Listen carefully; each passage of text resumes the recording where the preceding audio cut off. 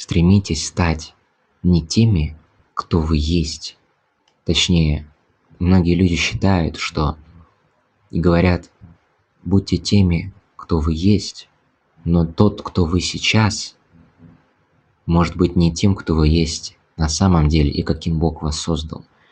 Кто вы есть сейчас — это тот, кем вы могли стать от влияния тьмы этого мира.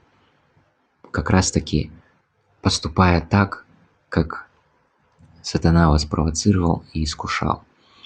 Но никакая ситуация, запомните, не дает вам оправдания согрешать и поступать против Слова Божьего. Поэтому стремитесь стать более подобными Господу нашему Иисусу Христу. Укрепляйтесь в вере, становитесь сильнее и ближе к Богу с каждым днем. Верьте во власть, которую дал вам Господь. Ходите верою, сражаясь не против крови и плоти. Да благословит Господь Бог свое Слово в наших сердцах во имя Иисуса Христа. Благодать и мир вам всем. Аминь.